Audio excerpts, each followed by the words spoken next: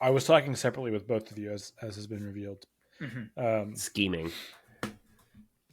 Pat says, let's do the teacher draft. Can be any fictional characters instead of teachers, so you don't have to do real research. And I said, okay, works for me. He says, sick. Unless you think we should have some limiting principle beyond fictional. And my reaction was, you can't draft Michael Jordan.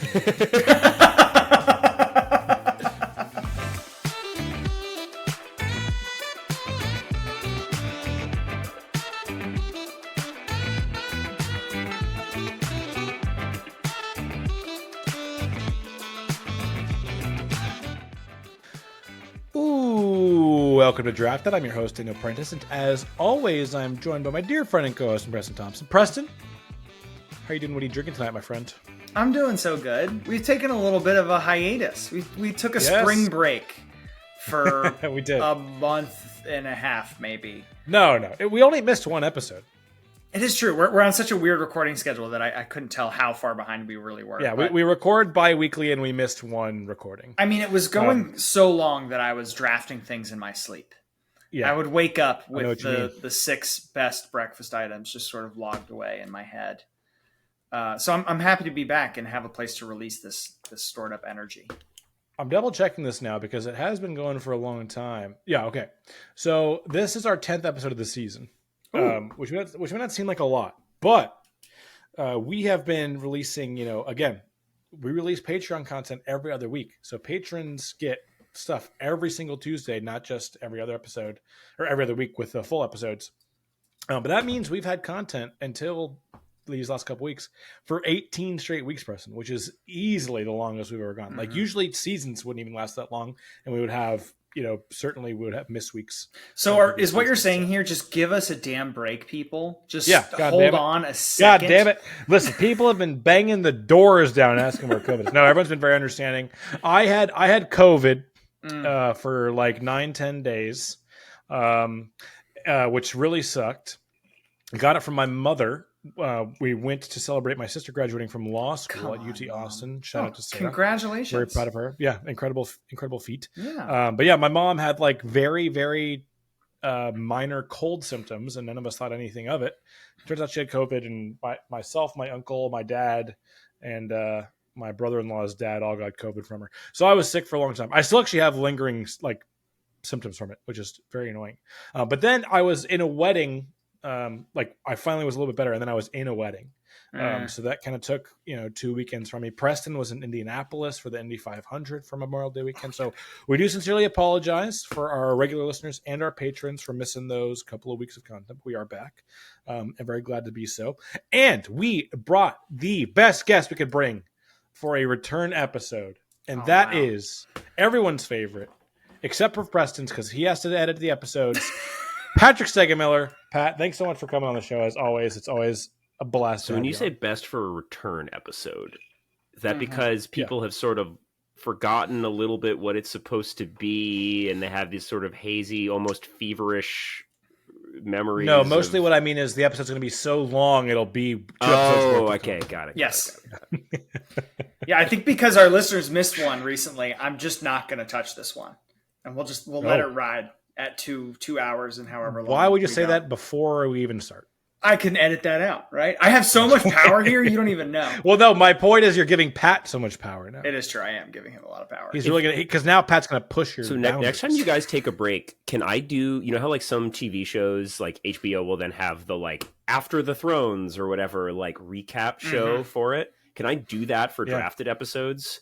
Where like after you guys do the episode, I come on with a panel of guests and we like review the picks and we kind of get into like how weird your high school experiences seemed like based on the music mixtape draft. It's gotta be like you and Sue and Kelsey come on and just review episodes.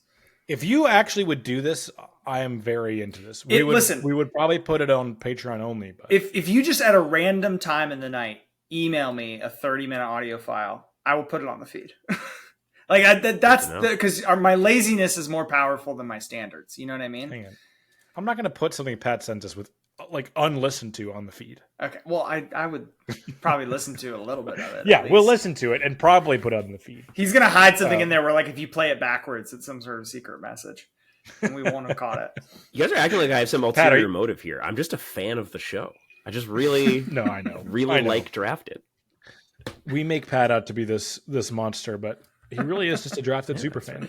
Pat, are you drinking anything special for? I am. What depends what you mean by special, but I am drinking a Genesee cream ale, still left over from my wedding, because we paid for them. Yeah, you've been married since the last time. I'm Congratulations. I'm now married. My wife, Lisa, and I'm so nervous every time I say my wife that like Borat voice is going to slip out. Like I still have to have a little like, don't do it, because the vast majority of the times I've said the phrase "my wife" in my life has been in Borat voice. The Borat. So voice. There's a real muscle memory I have to unlearn here. Anyways, we got married a little over a month ago now, and it's great. Highly recommend marriage. The thing I don't necessarily recommend is all of the crap that fills up your apartment after a wedding that you have to slowly try to get rid of. So our apartment is still a just chaotic morass of like candles and lanterns and a bunch of beer that we're slowly drinking, frozen trays of kebab rice that are in our freezer. And I don't know when we're going to eat 9 pounds of rice, but we've got it. It's just rice? Just the rice. I mean, you're very prepared for the city to shut down, I think. That is tough. But other than that, yeah, marriage A+ so far. Nice. Well, I'm very glad to hear that. I feel like are we the marriage podcast now, Preston? I mean, we could be. What are we at 1? I mean, we can stretch it into a win streak if you want to. No, because Katie Geer got married after but then stopped coming on the show. Are you going to do that to us, Pat? It depends. Are you going to start listening to the things that I send you at 3 a.m. or going to very fair? Right. We'll strike a bargain. I'm pretty sure. No, because Charlie and Keith both got married before COVID, so that wouldn't have been post. I think it's more about the amount of time this show now encapsulates. We've been doing this for a really long time, and I'm honestly I'm sort of impressed. I thought we'd run out of ideas halfway through season 2, and that was a long time ago. Boy, we're scraping the barrel these days, aren't we? I know. Before we get into that, though, what we're drafting this week, I am drinking a Kona Big Wave. I've had it has been a blitz these last couple weeks. I was sick. I was in a wedding. I was one of 2 people in my friend Chris's party, and it was Memorial Day weekend, and they had events Thursday, Friday, Saturday, wedding Sunday, and another event Monday. And I was like in the party, so I felt like I needed to go to all these things. So I did. I was like still like, post COVID, so it really took toll. And then the Tuesday after Memorial Day, I started moving into a new place. So this week I've been moving into a new place. I'm in a new room. So it has been a blur and a whirlwind, and I am just constantly tired. But hey, I'm excited to be doing the pod, excited to be drinking my Kona Big Wave, which was hauled over from my previous spot. And Preston, did you say what you're drinking? No, watchers of the video episode that's out will see that I'm in Atlanta United jersey, and we got absolutely shellacked about an hour ago. So I'm drinking just bourbon. Like, you mean you got really drunk, or the team got? No, the team apparently was playing drunk and let in 3 goals to a really awful opposition. So we were really bad. Mixers are for people that win games. So I'm drinking just straight bourbon. That's a good attempting to recover. Good moral philosophy. Probably a lot of the characters that we will be drafting tonight probably drank a lot of bourbon without any mixers, because they've all had to deal with children, small, annoying children between the ages of 5 and probably 18. Preston, with that tease, what are we drafting tonight, my friend? Tonight we are drafting the best fictional teachers for a semester of high school. We have 6 subjects to eventually assign our teachers to. And I think there are probably some extra rules we need to hammer out of what qualifies as a fictional teacher to make sure that we're okay. Pat, I know you had some questions. We've been going back and forth with this for like 12 hours. So let's set the record straight here. So a few before we even get into what counts as a teacher. Sure. So let's talk subjects. Mm-hmm. So it's 6, right? I'm assuming per. Yep. Right. Yep. Per... So we have everyone's favorite math, mm-hmm. English, mm-hmm. science, history. We're looping all of the arts together into one class called arts, music, art, theater, sort of all. Your all electives. together. This does seem like something like school boards would do with the budget.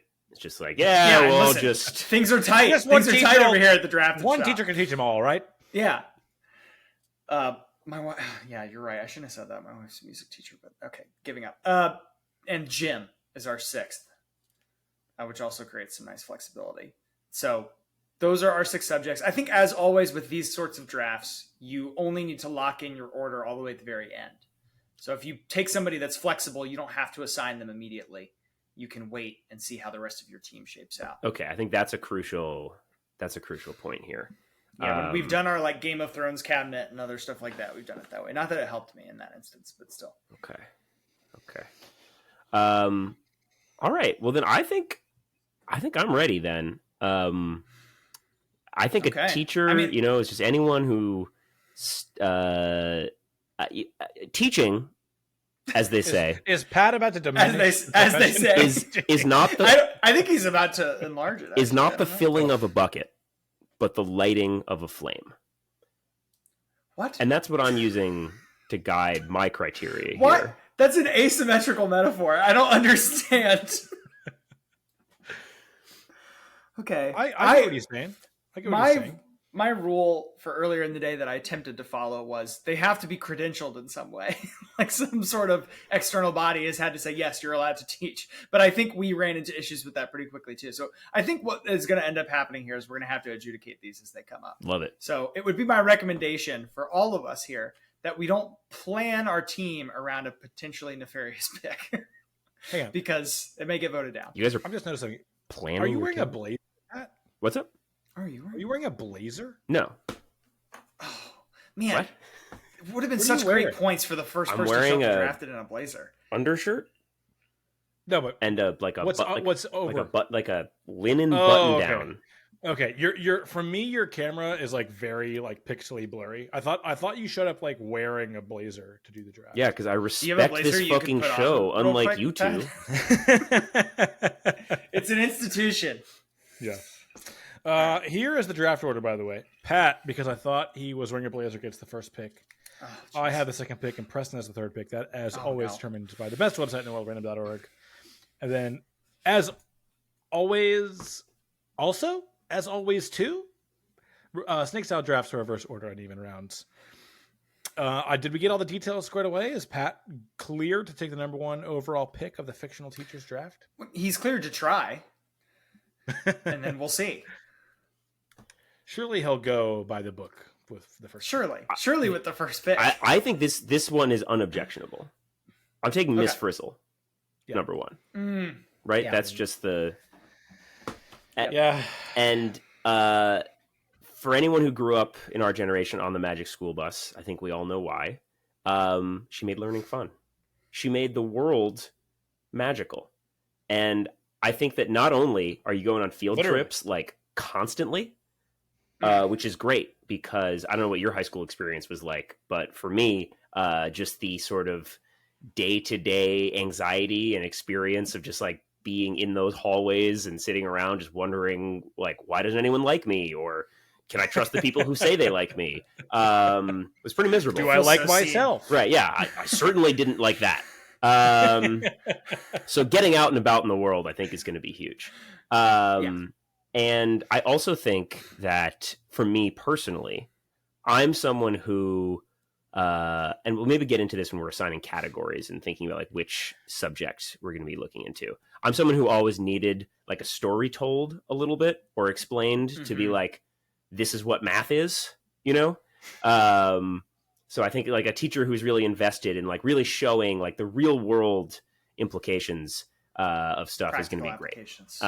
So I'm going with Frizzle, the pet lizard, and of course the Magic School Bus that is going to take us to outer space and inside of human beings. in a way that I think will horrify some, but also make high school really a less anxious experience for me personally. Yeah, Pat, you've however long this reasoning was a waste of all of our time, because every single person listening and every person on this show knows that you made the right pick when you took Miss Frizzle. It is good. It's good. It's better than good. I almost feel like Miss Frizzle is a draft breaking pick. If I had to make an objection here, mm-hmm. and be the downer to everybody's Debbie. Okay. Wait, that's not. Just go. Let him go with it. Let it go. Do you think a Debbie Downer is someone who makes Debbie upset? Like it's an. Don't linger. Don't linger on the idioms. Just let him have this one, Pat. Just let me have it. Do we think that there is at least a small safety concern? For two main reasons. One, the bus is flying, as Pat has alluded to, into space, mm-hmm. inside a human body. And two, buses famously do not have seatbelts. Very dangerous. Buses definitely have seatbelts. School buses don't have seatbelts. Yes, they do. Ours did. No, they don't. Yes, they do. In the great state of New York. Wait. I mean, to be fair, no one wore them. Yeah, no one wore them, but they were there. No, my bus did not even have the option available growing up. Your buses had seatbelts? Yep. Yeah. 100%. Okay. This is one of those times where I'm going to have to ask the lovely Drafted Discord to tell me I'm not crazy. This is insane. I need some of the people. I know we've got people who grew up in the Atlanta area in there. I need them to tell me that we didn't have seatbelts, and I'm not just making that up. Maybe I wrote over that memory. But but the concern still remains that you're taking children into space and inside the large intestine and other things. I think you would have a point, but there's overwhelming evidence that these field trips never led to any harm to any person. Like they led to moments of intensity. Arnold took his helmet off in outer space and got frozen at one point to prove like a message or something. That it would happen. That it would happen, but then the frizz was able to get him back on track.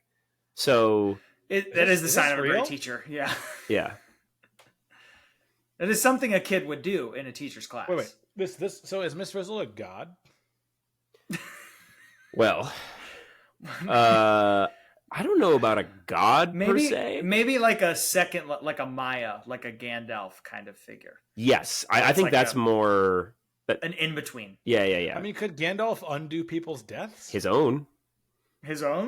Well, he didn't do that. He didn't but like the blessing that he. All right, welcome to Lord of the Rings discourse hour, where Preston and I argue the semantics of everything of why Gandalf was sent back. Right? Yeah. No, he died, Dan. He died straight up. Did he actually? But he got sent back. He didn't revive himself. Yeah. Oh, okay.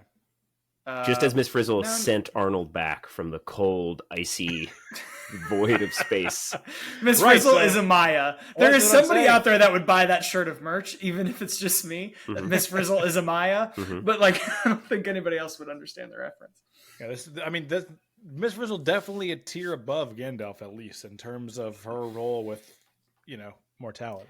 I just want to say, Dan, you were like enough said about Miss Frizzle already, and now we've gone to she's maybe a god and definitely better than Gandalf. So that's an argument. It's a rich text. All right, I'm devastated. I really was hoping Pat would blow the first pick. He did not. I felt like Miss Frizzle was a clear, the only S tier pick. Really. Do you have a subject in mind? Not that you're having to lock anything in, but do you have a subject in mind for Miss Frizzle? Probably science, just because that's her bread and butter. That's what I had her under. Yeah. I feel like she could make math interesting too by taking me to the numbers world where, it's like, oh my God, that would be wild. Like calculus is all a graph. Dog, if someone had actually, we'll get into it.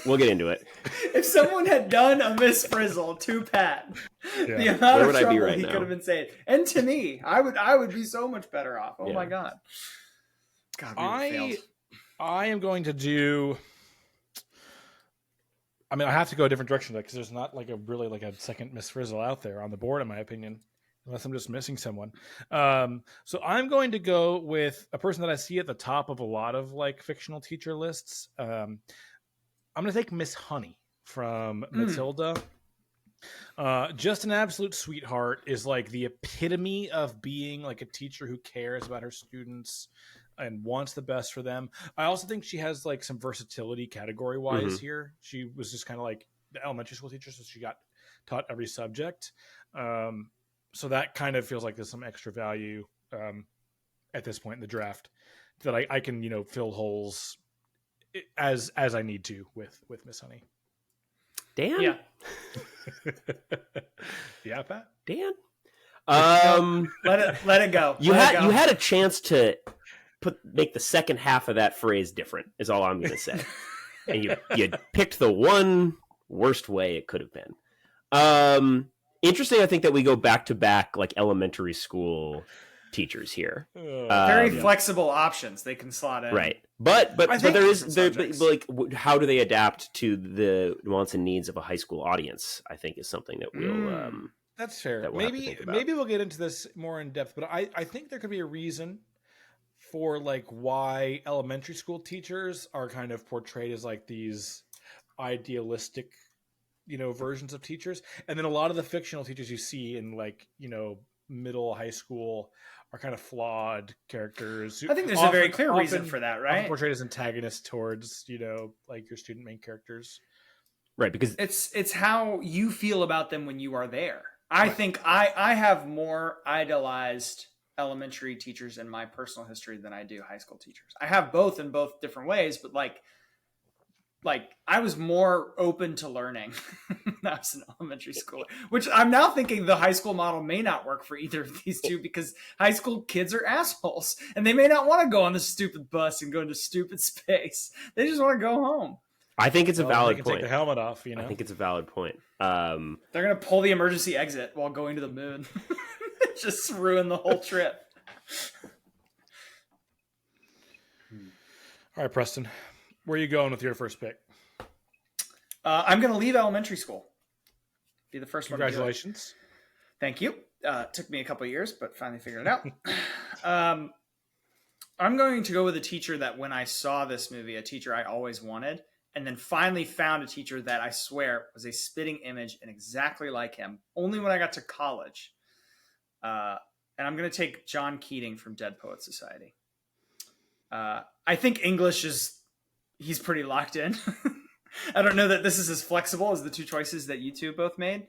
But this is the quintessential fabulous teacher here that breaks just enough of the mold to get you feeling about what you're learning. And I love it. That's what I wanted.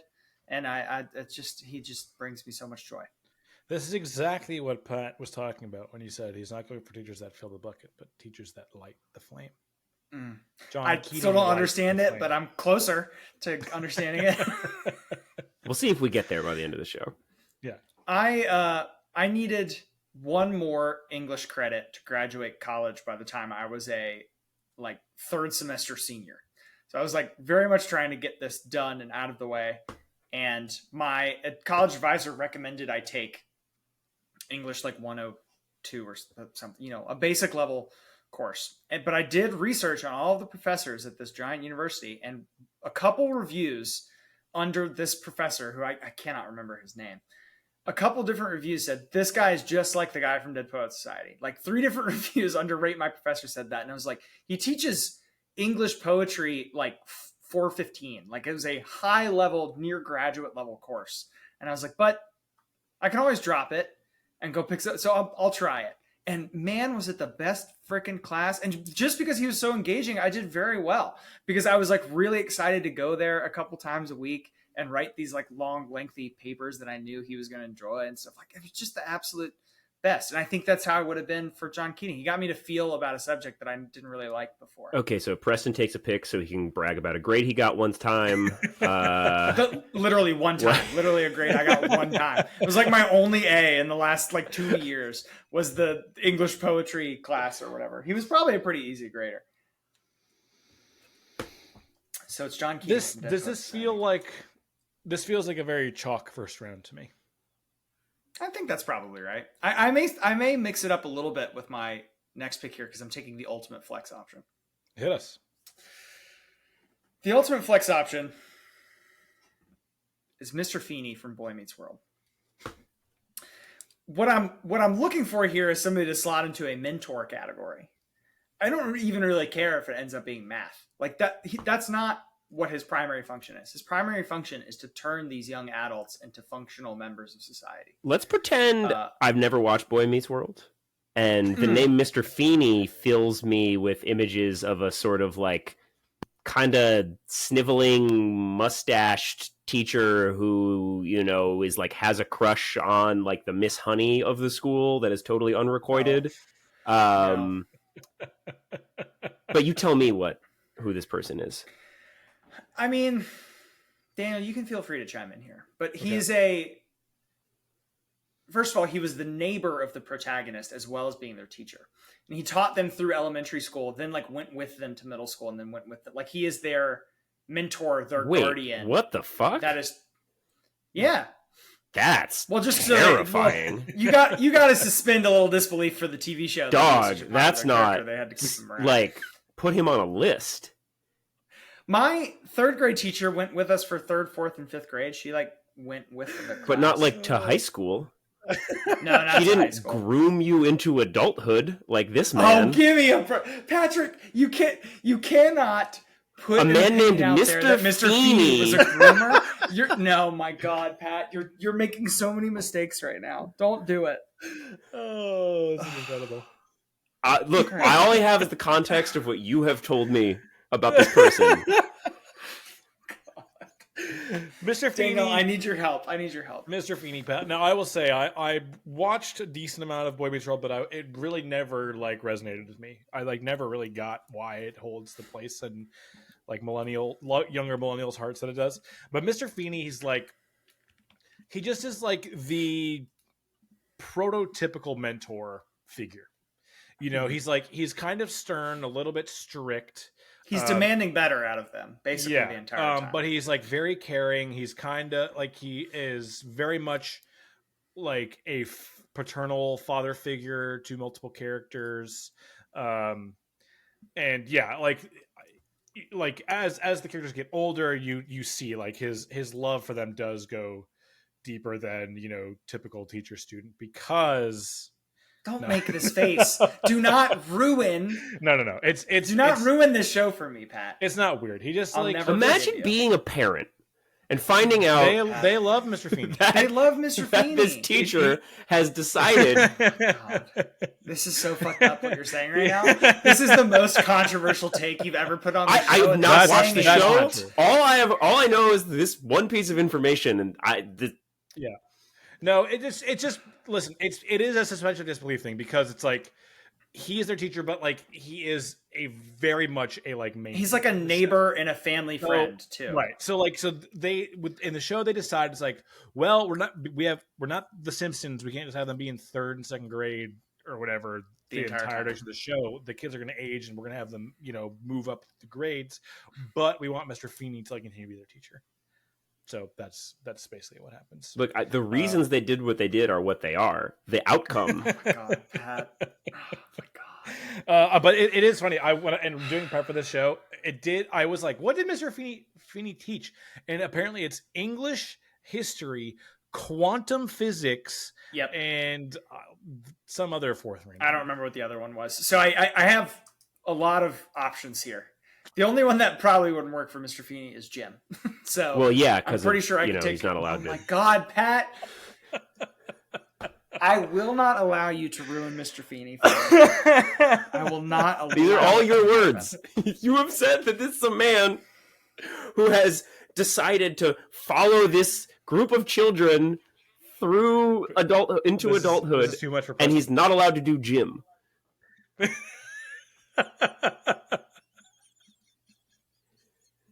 It's not that he's not allowed. Yeah, I think a lot of people are going to be. This doesn't bother me any, but I think a lot of people are going to be upset about Preston Pat besmirching the good name. Maybe if I'd seen the show, he's a beloved character for sure. That is funny though, Preston. I think you stay, despite what Pat is saying. I think you stay pretty chalky here. I think a lot of people would have Mr. Feeney very, very high on their lists. Yeah, I figured as much. Okay, but yeah, like very much like, you know, as you said, like a mentor type, just general mentor type. That like, you know, younger age kids. Actually, I will say we talked about like would he fit into high school, and I know he does follow them to high school, but like I don't know. I feel like I can't remember. I didn't like the show in his older years. Does he kind of like acquiesce to being like he's not as like strict and stern and demanding in high school? Because I feel like that can kind of rub people in adolescence the wrong way when they're like kind of at the rebellious. I mean, age, I think you know? he understands that, you know, high school kids are going to be going through some more shit, and then that like your priority with elementary school kids is more to like keep them in line. Yeah. I'm so scared. I'm so terrified to say something that can be misconstrued by Pat here that I'd rather just move on from your question and not answer it. Yeah. I think my thing with Mr. Feeney would be like, how did the non-main character students feel about Mr. Feeney? You know, that like he was paying special treatment to these like 5 kids. kids. He has like a very close relationship with these like this small group of kids. He follows them through school, but like, you know, is he a mentor figure to the rest of them? I don't know. I am going to pivot here for the sake of Preston and Pat staying friends. I really struggled to find people who I thought would be good math teachers. Because I've like, and I'm just going to assume that it's because math teachers are typically portrayed as horrible, terrible villains, as they were in real life for many of us. Yeah. So, totally. I just feel like there aren't very many very likable fictional ones, and the only one that I could really find in my prep for the show was Ms. Norberry from Mean Girls. Yeah, of course, played by Tina Fey. She seems like she's like cool, but also wants better from you. You know, she's like involved in extracurriculars. You know, I feel like having a teacher who's like also a good soccer coach or a good mathletes coach or whatever, like that's really good value. So I think they're a well-rounded individual. Yeah, you know. I also think so. Like, we don't have to pick people for the subject that they have like canonically taught. We could reassign them. No, I don't. Right? I just want to make it might be advantageous, but no, it's an easier sell probably. Right, because you do want to, and I think part of the criteria here is, I guess, and people can leave this up to themselves, is you want to be like, you want to learn something so that you can be a more well-rounded adult, or at least like get good grades so you can. Yeah, you want to like learn a little bit, right? I mean, it's high school, so like you want to learn a little bit, but also not be in super threat of like constantly getting in trouble. Like you're trying to get into a good college. Teacher. You're trying to like do well in the AP exam. Sure. Yeah. Sure. If you can do it without having to work really hard, that's perfect. That's like the huge plus. It's exactly what you're looking for. But yeah, I do think that's part of the criteria. And I do think clearly Miss Norberry is someone who will like help you achieve in that field. Without being like pushy and making you, you know, have a bad time. Right. She just kind of hits like that perfect middle ground. Like, she's not a cakewalk. She's not, you know, the teacher that you go to sleep during her period. Like, she's really going to teach you stuff. But in a way where, and again, I think a big thing for me is like, I feel like you would, what makes a good teacher, right? To me, it's basically that they see their students in like an interactive kind of process, right? It's not like, I'm just here to tell you this shit and then you remember it and pass your test. Right. You're not here to just fill a bucket. We're not here to fill a bucket. I'm here to ignite your flame. Yeah. Wait, now it's ignite your flame? That's how Mr. Feeney would say it. But the teacher, or no, right? No, you said ignite your flame. I said not the filling of a bucket, but the lighting of a flame. Lighting of a flame. Yeah, I'm here to light your flame. Okay. Which I think is something that, at least in my math teaching experience, is something a lot of math teachers really struggle with, which I think Pat maybe was getting ready to touch on a little bit.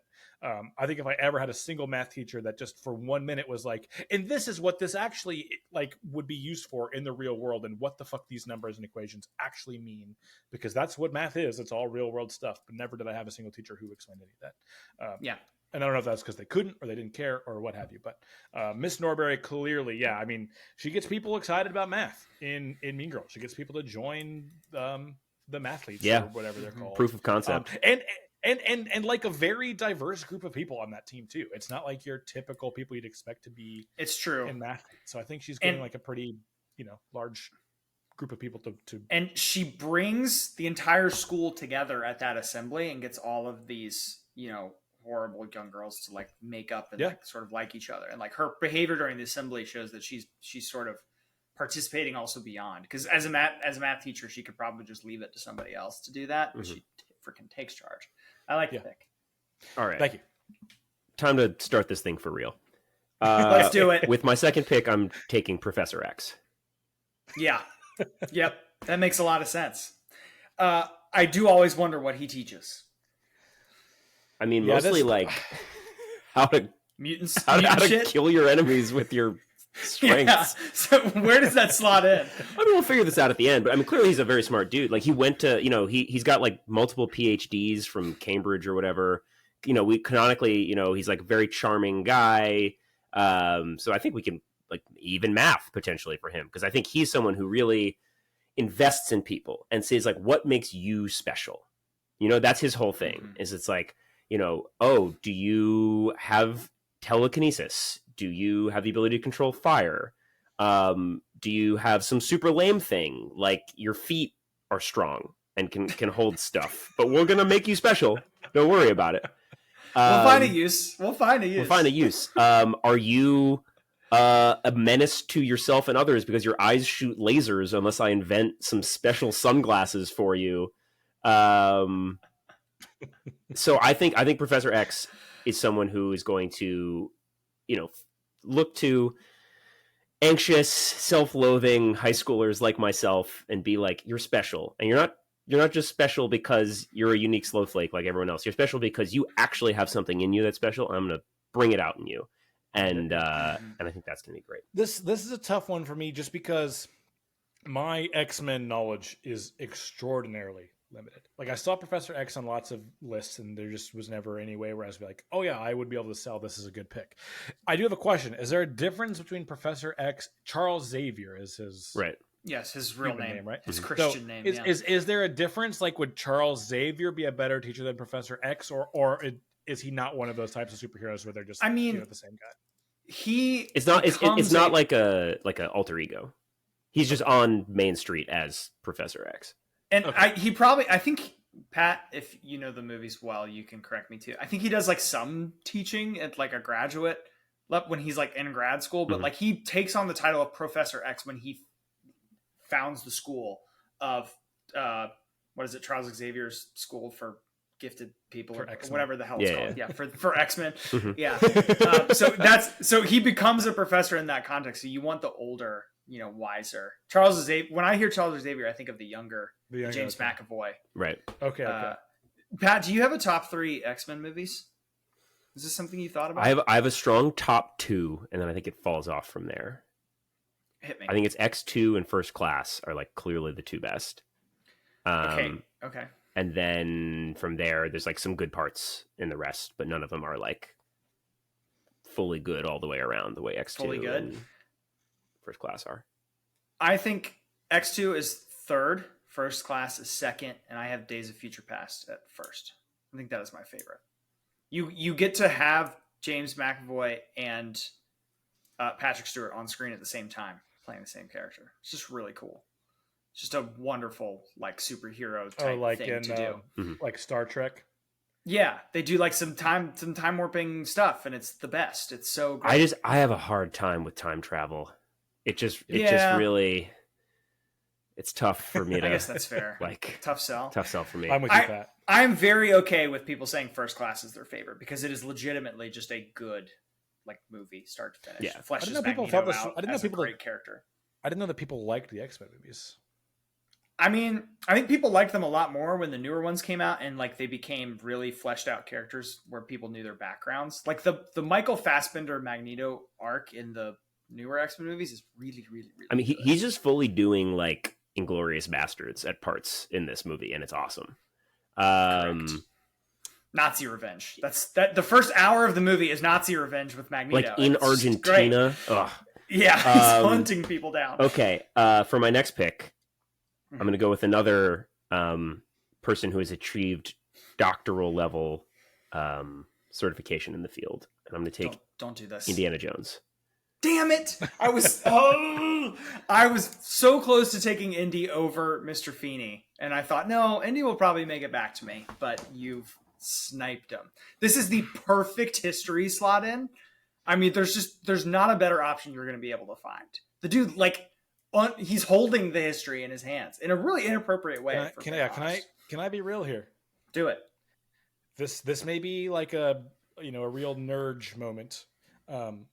Both my parents are archaeologists. Mm-hmm. Indiana Jones do it is maybe the worst archaeologist portrayed in any medium. That's why he's teaching at a high school now, baby. Can I offer an example? I want to offer an example here, Dan. In the beginning of Last Crusade, he gets called into a room with a bunch of artifacts by a billionaire. And a billionaire says, I'm going to show you the first half of an ancient stone tablet that reveals the location of the Holy Grail. This thing is quite old. And Indy's like, oh my God, amazing. And the tablet comes open. He can't read it. So he takes his glass of champagne and he pours it on top to clean the tablet. It is unthinkable for someone who actually cares about this stuff to do. Well, that's the thing. This isn't even the issue with Indiana Jones. The issue with Indiana Jones, especially if you're going to slot him in as a history teacher, is he shows absolutely no caring whatsoever for history, in the sense of that we are supposed to learn from history. He is a treasure hunter. Hell yeah, brother. Cool. He does say it belongs in a museum quite a lot, so he does put stuff in museums sometimes. Although in the most recent movie, you go into his closet and it's just hoarding artifacts. And you're like, I thought you were going to put those in a museum, man. Yeah. It's got stuff from past movies in there. Oh, so you didn't put that in a museum. You just held it. Okay, that's cool, I guess. Yeah, yeah. Honestly, I'm like, sometimes I'm confused why they even tried to make Indiana Jones an archaeology professor, because he just isn't in any way. Okay, Dan is trying to like concern troll you away from this pick. No, I'm not. Here's the thing. I think Indy also complete egotist. I think Indy would be an absolutely horrendous teacher. I don't think he cares about any person but himself and his own quest for glory. I don't know about that. And look, think that's true. And look, we're painting a tapestry here with who we have. Is he as invested in everybody's success as Miss Frizzle or Professor X? No, but that's fine because I have them, and I also have Indiana Jones, who's going to be like a cool dude who doesn't even care that much about teaching you the subject, which is fine, because you should have at least one teacher who's mostly there to just sort of be like an interesting enigma and go on a lot of weird trips, so you get substitute teachers coming in, which is sick, because you're getting at least 3 movie days a month with Indy as a teacher. Absolutely. And then he comes back and he's got like a scar on his face, and he's just like telling you some like insane story about, what happened in the Yucatan. Like, are there some drawbacks? Is there a reason that he's a 3rd round pick for me and not a 1st round? Yeah, sure. Like, I don't think that he is like as invested in everyone's like intellectual growth and development and everything, like totally. But as part of the cocktail of like a year of a semester of like all the teachers you have, you're never going to be like not excited to like roll into this dude's class and see what is going on. He's like a necessary like spice to add to the occasional monotony of a school day.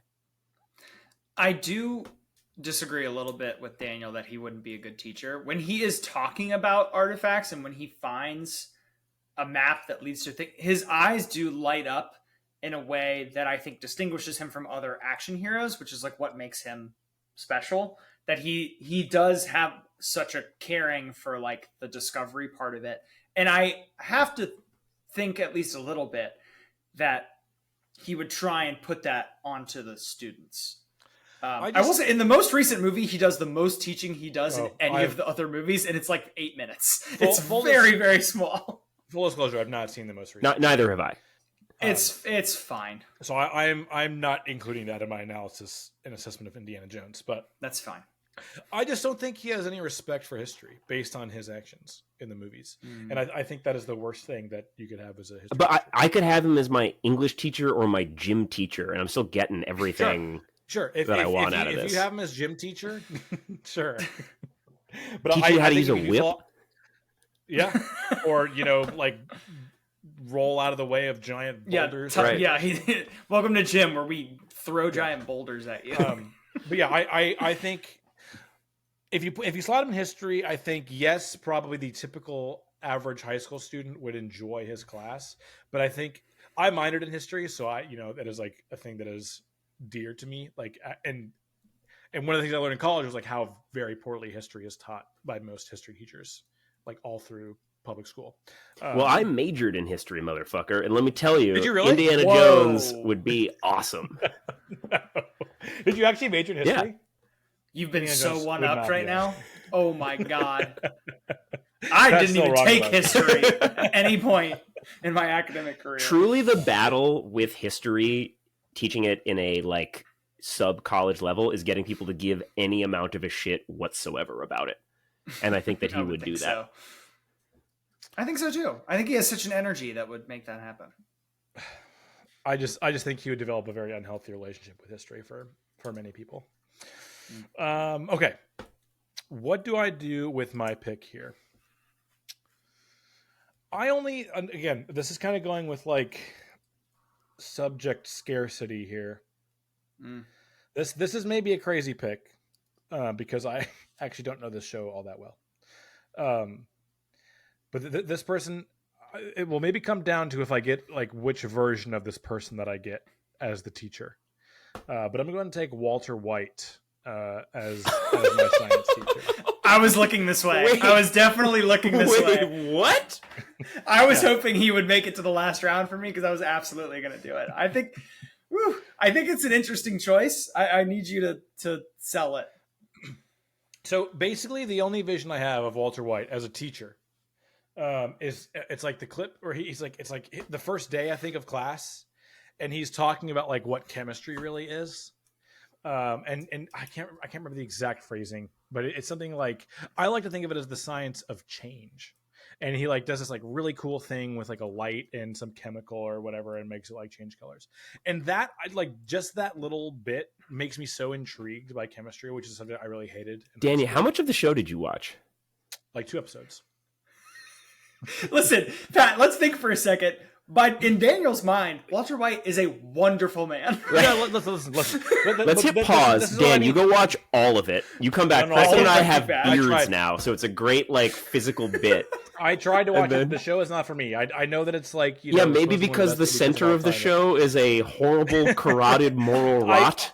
Yes, okay, but he changes to that, right? So I don't want. No. The whole point is that that's been him the whole time.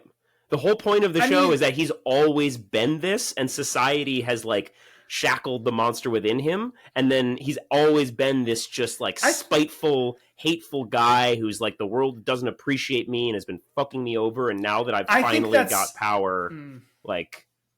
I think that's an interpretation. You could also interpret it that we are all in some ways that, and if left to that opportunity, we would become that. Like, I don't know that it's unique to him that he's suddenly this like murderous psychopath. But I think in the evidence we have of Walter White trying to teach people, he's pretty good at it. He teaches this like deadbeat Aaron Paul.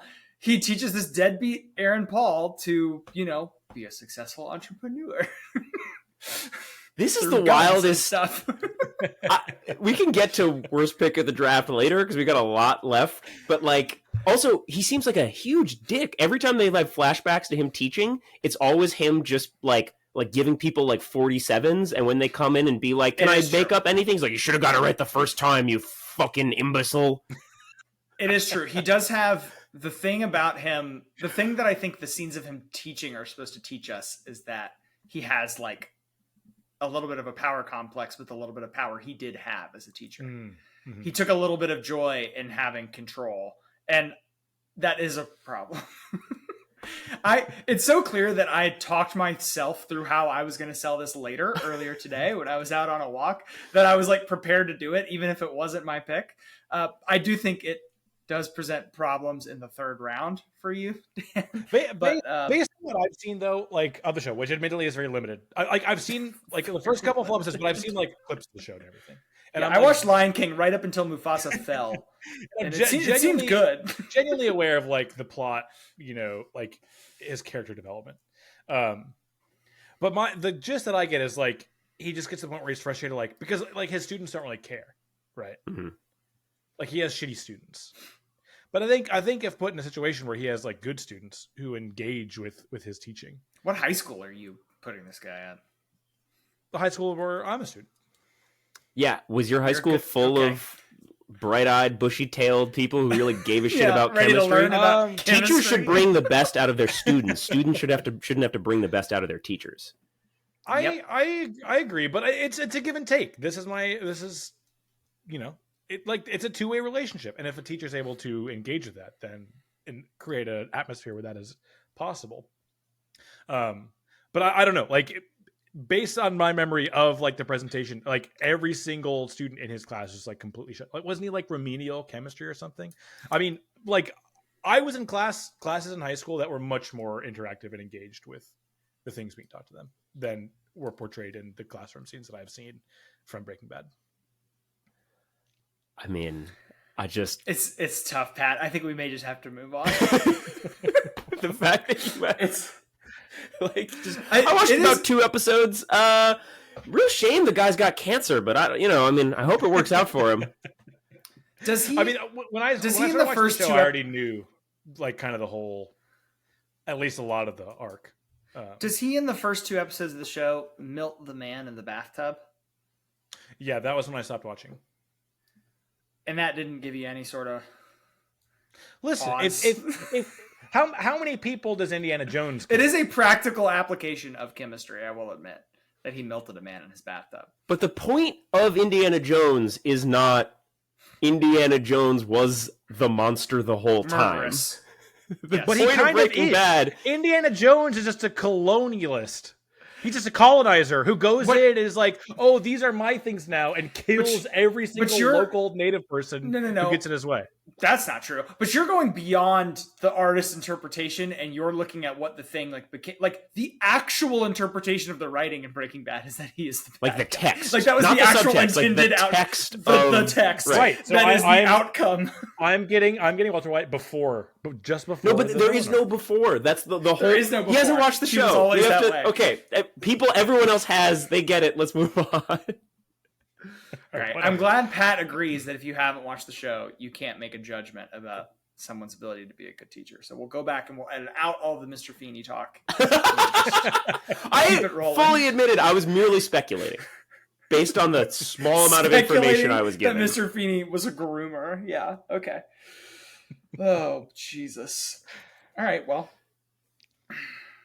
for the last 10, 15 minutes here, I was desperately hoping that 2 picks would make it my way for this section of the draft. Indiana Jones did not, but the other one did, and I'm very happy about it. I feel like it's a really good value. You also think Indiana Jones would be a good teacher? That is crazy to me. I do. I mean, listen, really there's some. I'm a little bit biased. I grew up watching those movies. They're some of my favorites. They're definitely a set of movies that I like more than they deserve. They're great movies. I love it. The Indiana Jones movies are fun. I just don't think you'd be a good teacher. Yeah. I'm going to go ahead and snag my arts teacher here. I'm going to take Dewey Finn, a.k.a. Ned Schneebly from School of Rock. I feel like this is really good value here. Schneebly. Really good value for the 2 days before he gets arrested. There are a lot of crimes committed. Incredible value for those first 2 days. At the end of how does the movie end, Pat? How does the movie ends with him? Yeah, but he's put head of a music school. But he's put into different circumstances in Preston's high school. Yeah, but I'm taking him post lessons learned. So it's him as a. Also, didn't you say you have to be accredited? He was never accredited to do anything. He is at the end. It's not a school. I'm fine with it. We abandoned the accreditation. Okay, great. Just confirming that this is where we are. Yes, we abandoned the accreditation rule. I think it's a good pick. I'll agree, though, that I think Finn is the bad guy the whole time in that movie, and that he's actually it's all about the monster within. He has character development. Is this something you're unfamiliar with, Dan? That sometimes people can change over the course of a project? No, Preston, the opposite is what happens in Breaking Bad. No, that's what I'm saying. People can change over I didn't say change positively. No, I'm saying the point of Breaking Bad is he never changes. He's that guy the whole time. Just he never had the societal permission to do it. You don't think, Pat, that the scene where he talks about chemistry being the science of change is a metaphor for what happens to Walter White over the course of the show? No. Interesting, Dan. Okay, well, I do. I like what Dan just laid out there. It's a metaphor it's a metaphor for what happens to like him, like his circumstances. It's a metaphor for what happens. It's a metaphor to what happens to does. Like he but it's not a metaphor. Like we can't talk about this if you haven't seen it, or else I sound like a crazy person. Preston, I think it's a good pick. I think it's a risky pick because there's a decent chance that he is like hauled out of school in handcuffs, but at least that gives you something to unify behind. And, and everyone's like, Professor Mr. Finn or whatever. Professor Finn. I think we are past the point of traditional teachers here. I do think he's on to something with the way he teaches music. I think one of the more unique things that he does in his class is he assigns as sort of team members these like business-like roles. Like you're going to do like lighting, you're going to do tech, you're going to do production. Like that kind of stuff is really interesting to me, and I think has its place in a high school type setting. So I do think he has some good value add there with the way he's being creative. It would have to be like a charter school where you're like allowed to do some of these things. Like I don't think you could teach this way in a traditional public school. So we're pushing the boundaries. So you're really catering the charter school vote here. You're looking for like elite. If we're being honest, this is going to end with a devout Catholic boarding school model. Boy, yeah, and Mr. You got John Keating. It didn't go well for him the first time around. I know, but that wasn't his fault. Well, so you're gonna throw him right back into the same atmosphere, is what you're saying? The same system. Yeah, it wasn't his fault. Okay. He shouldn't have been fired. Oh, Captain, my captain. No, I agree. I feel like you're missing my point. That is the final pick of the first half of the draft. Here are the teams so far. Pat has Miss Frizzle, Professor X, and Indiana Jones. I have Miss Honey, Miss Norbury, and the universally acclaimed pick of Walter White. And Preston has John Keating, Mr. Feeney, and Dewey Finn. Take a quick break and be back with the second half of the draft in just a minute.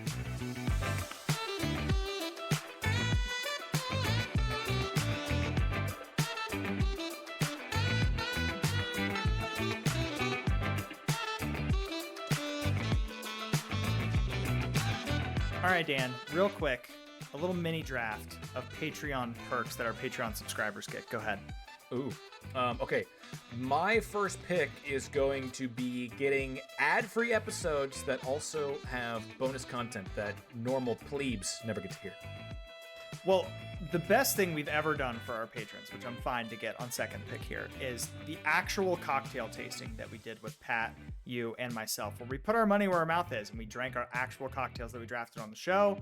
You've got to see that video because I'm a little ashamed it's out there, but boy, go find it.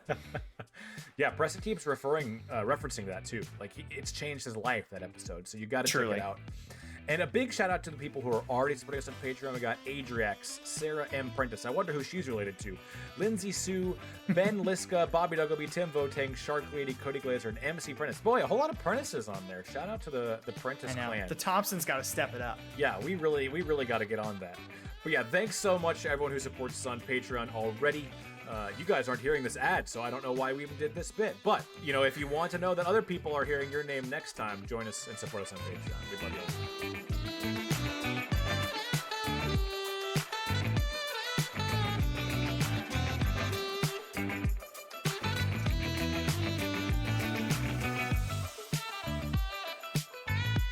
Okay, we are back, ready for the first pick of the fourth round. Preston, you are the owner of that pick. Who are you going with here? This is the first time this draft where I have not felt an obvious pull towards somebody. I feel like there are several different directions here. I'm gonna. I thought for sure Pat was gonna make a Mr. Feeney joke. Oh my god! No. About being pulled towards Mr. Feeney. Encourage him. I'm going to take my gym teacher. Oh. And I'm going to take Mr. Miyagi. Oh boy. A subject of much debate earlier in the day. And it sounds like somebody that Dan does not think is deserving of this posting. So we're good with just any mentor figure. He runs a dojo, doesn't he? No. Maybe he used to, but he does not at the time of... His only people in Karate Kid is Daniel's son. I thought he ran a dojo. You're thinking of the villain. You're thinking of the Aryan chuckle the fucks. Cobra Kai guy? Cobra Kai. Yeah, I want that guy. Give me that guy. The guy who goes for the knees. No mercy. I mean, if we don't want to allow it, then that's fine. I can go a different direction. But I don't know that my other directions would have a lot more credentials. I will say this. I mean, he is on lots and lots of lists of best teachers. Mm-hmm. He definitely doesn't hit the accredited rule. But he probably at one point did. Yeah, I mean, I imagine he probably did. Okay, he's a teacher because he teaches someone how to fight. So what's the difference between Mr. Miyagi and fucking like Ra's al Ghul? Ooh. Can I go back and take Ra's al Ghul? Like, is this what we're doing? It's fair. It's a fair. Ra's al Ghul at least has like a organization he's running. Mr. Miyagi's a dude who like wants someone to do his chores in like some weird broken down like. Okay, I do think it pushes the envelope a little bit, and I'm happy to take it back and go a different direction. All right, take it back. Go a different direction. Okay. I have to say I'm shocked that Pat is the one who's trying to. I believe in the truth, Daniel. I'm just trying to use discourse to try to get at something real here, and I'm just curious about what our standard is here because I want to know what lines I can or cannot. With cross. season 5, we have no standard. I'm fine with keeping Mr. Miyagi. It just means that the barn doors are open. No, I'm not keeping Mr. Miyagi. I don't want to open those. This is true. It's not worth it, Preston. You would give Pat so much ammunition and strength. I mean, he would take Ra's al Ghul, which is just a better. Imagine fucking Ra's al Ghul as a gym teacher teaching high school gym. So many students would disappear. He would be recruiting them all into his like fucking army. The League of Shadows. Right, Shadows, yeah. Oh God. Okay, let's not. Where are you pivoting to, Preston? I'm going to pivot to maybe something you guys will also argue with, but I don't think as hard, I hope. I'm going to stay in gym, and I'm going to take someone who's got some real world gym teacher experience, albeit in a very one-on-one environment, and I'm going to take Yoda. I think Yoda counts. Yoda clearly was like teaching classes of children at the Jedi Temple. Yes. Jim is a weird space to slot him in. Jim? I'm slotting him into Empire Strikes Back Yoda, where Luke ends up doing flips and shit and climbing trees and lifting planes with his mind. So that's the Yoda I'm going for. What's tricky here is I can't slot him into history because does he know history? Like he knows a version of history, but like what history is Yoda is my school in a galaxy far, far away? Because he may not know the Civil War.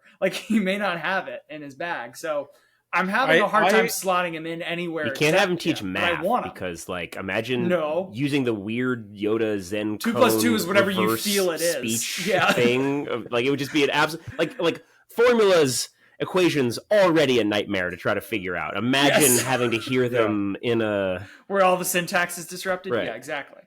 It would not be good. So I think Jim is where it is. English. Obviously, he can't teach English. Although maybe in some sort of weird sort of beatnik, taking iambic pentameter and flipping it on its head, and No, you never really heard Ginsburg until you've got Yoda. You could have him teach science, but as soon as he starts talking about midichlorians in the blood, you're like, why is this RFK Jr. motherfucker teaching science class at my kid's school? Get him out of here. So yeah, I think Jim is where he has to go. I don't want to engender an atmosphere where we just pick each other's selections apart solely out of a sense of competition or anything. Why are you on the show? But okay, go ahead. I'm on the show because I like drafting from the heart, man. I like trying to get it all out there, and that's always been about the truth, finding the truth. Yoda seems like a kind of like a not fun gym teacher, Mm-hmm. Really? Like I feel like he's very demanding. Yeah. Like he's, his student came up to him and is like, hey, there's this really weird cave in a tree, and it seems like my worst nightmare's in there. And Yoda's like, you must go. Like, definitely do it. Sounds super cool. That's not a great sign of a teacher, so I agree with you in that sense. But he demands that may be better. the worst Yoda impression I ever. Okay, you want to hear my action one? No, that's better. No, you must. That was definitely better. I was half-assed. I think it's more the whole time. There is no try, there is only do. I feel like with a lot of gym teachers, what you want is like, yeah, come on, play some kickball. It's going to be fun. Let's get everybody out here running around. Not in high school. It's That's like, what you I will want. fail you if you're sitting on the sidelines gossiping about your fellow classmates. I will fail you. Get out and do something. That was your ideal experience? That's what you want in high school gym. You're like, stop walking the mile as the presidential fitness test. I mean, I agree. I agree there's a balance to strike something. there. Do something. Yeah. Can you imagine Yoda during the beep test just fucking driving you crazy? I think the sell of Yoda as a gym teacher would be the cool things he could do with the balls and equipment and stuff. I mean, yeah, it's not. Think of the different games you could play with Yoda as your gym I think teacher. that's the. Then you'd. Yeah. Like dodgeball is and then a whole new game. Yeah, dodgeball is Yoda incredible. Swordplay. And also we've seen in the prequels that he can do flips and shit. Like, wow, that's flips. Can we talk about how stupid it is that they made Yoda do sword fights in the athlete? Prequels? I don't know. I think it makes sense it's that like he's it doesn't. An athlete. But it's a very big part of his whole ethos that he doesn't have a lightsaber in the original movie. But here's what I don't understand. He's a former Jedi Knight, right? Or he's a Jedi. Mm-hmm. Right? Sure. Yeah. You're going to have to help me out here. In the Star Wars lore, Yoda in Empire Strikes Back is a Jedi. He's like a long lost Jedi. He's a Jedi. Yeah. The Jedi are fighters, right? That's not really how they're painted in any way in the original movies. Okay, well, in the prequels, they're basically just war generals. That's what I'm saying. The prequels just completely obliterate what Jedis are supposed to be about maintaining balance of the Force, and that is basically all balance of the Force through murder by people that don't agree. Murder with I think I hit upon the flaw in this draft. Oh God! It contains an hour and a half. Contains all of the fandoms and the fictions, which has allowed us to have 7 separate arguments about 7 different fictional worlds. Yeah, the same episode we've had an Indiana Jones argument. We've also had a Star Wars and an X-Men argument. Don't forget Walter White. Right. So, I think this is great. Not wrong. But listen, we said it was going to be a double episode. It's a double episode. Double episode. Double up and People double down. All right, what do you got, Dan? I am going to go with surely something that no one will have strong feelings about in terms of fandom. I'm going to take the knockoff John Keating, which is Aaron Crewell from Freedom Riders, the Hilary Swank character. Not seen this film. Preston, have you seen this film? Is this the one where she teaches poetry to violent children, or am I mistaking that with something else? Yeah, she's assigned to this. Am I wrong, Daniel? They're not inherently violent, but she is assigned to teach at a very poor inner city school. What you just said. No, in the movie, they're in the movie they're getting into fights with each other. They're punching each other a lot. I don't think it's problematic. I think it's a plot point. Help me out here, Dan. I haven't seen the movie. The whole dynamic is there's lots of they're racially divided within the school. So the black kids hate the Hispanic kids, hate the couple of white kids, hate the Asian kids, and then she kind of is able to bring them all together. And lots of them have lots of outside of school issues, teenage pregnancy, absentee parents, gang violence, general hatred for school. And she kind of flips all of that and gets them to be inspired through poetry and English and learning to express themselves. I have a question for you. So, yeah. Is this a good movie? No. Okay, I was gonna say it sounds like something that I would enjoy. I think I wouldn't say it's a bad movie, but I think it very much just falls into a lot of tropes. It feels like lots of other movies that came before it. So you said Hilary Swank is the teacher? Yeah. Yeah, so the white English teacher comes in and basically solves race relations through like it's a little poetry, like it's a little white saviory. Cool. Got it. Little white savory. It's also very, very similar to I said John Keating poetry, didn't I? You did. That's a fictional teacher character. What's the with oh my god, Edward James Olmos as the teacher. Stand and Deliver, I think. Stand and Deliver. It's very stand and delivery. Yeah. Okay. Well, Dan's going to solve racism in his school, so that's huge. Yeah. Big props. In a different way, a mentor figure who sought to ease racial strife. Oh, I do think, by the way, I do believe that this one is based on a true story, though. I think that is Freedom Riders that was a real thing. This one also based on a true story. I will be taking Herman Boone from Remember the Titans. Interesting. What does Coach Boone teach? Gym, presumably. I mean, not in at my school, school. He's going to teach gym. Did you hear him give that Gettysburg speech during training camp? Oh, the man is an orator. The man can make you care about anything. So I don't know if I'm going to assign him to English or history or exactly what yet, but he's clearly just like super capable of getting people to buy in, getting people to care about something, like anything that Denzel Washington says. And he's basically at this point in his career pretty much playing Denzel Washington in almost all of his roles. That's kind of always been Denzel Washington. Right, yeah. Really, just like, you're like, yeah, whatever you're saying is magnetic and I deeply care about it. Here's my pushback, though. Mm-hmm. What makes him a teacher? What makes him eligible for this draft? Like, is any sports movie coach eligible for this Works draft? at a high school. I mean... Yeah, but not as a teacher. It doesn't show it anyway. But you have to teach if you work at a high school. I think this certainly fits within our bounds of like mentor, teacher, I would say this has to fit. I mean, he's like a paid employee of the public school system. Like, it just seems like it's close. It's very close. He's certainly certified. Right. Okay. He's certainly certified. Yeah. Right? Yeah, you would think so. The Gettysburg scene, you're selling me. I'll tell you, you're selling me. I'm gonna wait and see where you put him. But like, I do. If you told me Coach Boone is teaching history class, I'd be like, it's gonna be a challenging course, but you're gonna learn more history than you did in your other history class. No, I don't think so. I don't think it would be a good time being coached by taught by Herman Boone. Really? I think mostly because I'm a horrible racist, and he clearly is not okay with that. Jesus Christ! Yeah, as we all know. I think you want a teacher that you are willing to run through a brick wall for. I had a couple. Shout out Mr. McPartlin, my 11th grade AP US history teacher, who I think in many ways stylized himself as a Denzel Washington figure for students. One time he broke a rib jumping over his desk to prove a point.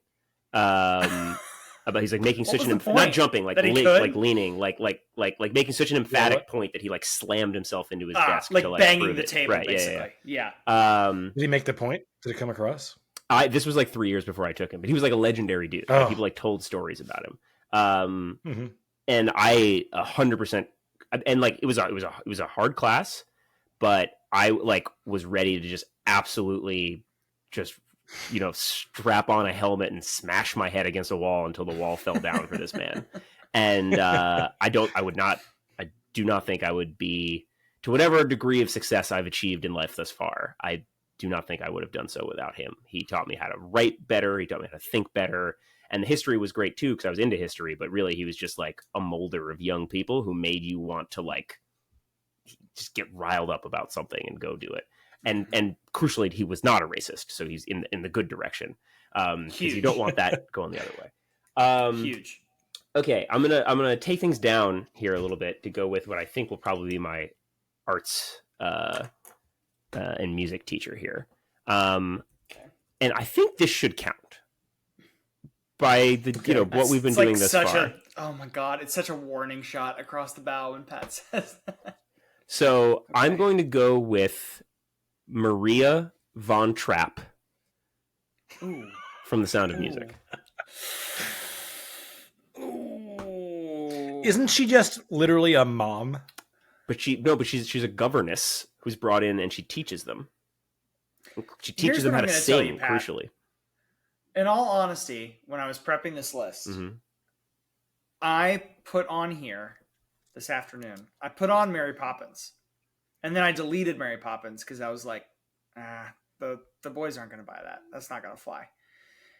I don't see a huge difference here between the two situations. I have Mary Poppins on my list. But I was I think that's slightly less plausible than Maria. So we're going to go with that. Sure. So you go with but that Maria also crucially Julie has a whole scene where she teaches them how to sing. And I think this is what's really important for high school, teaches high school aged children to drop their, I'm too cool to get involved in the arts stuff, and has them join in and become successful performers. And, able to allow them to channel some of their high school aged angst about I'm dating a guy who might be a Nazi. I don't know how it makes me feel, into their art, which I think is really crucial. She does end up with their dad, which I feel like is an inappropriate thing for a teacher to do. True. If my choral teacher in high school ended up with my dad, I would have some mixed feelings about it. So I'm going to give you that. I'm going to give it. She's not a first round pick. I'll agree with that. Can I tell you guys the drama from my high school?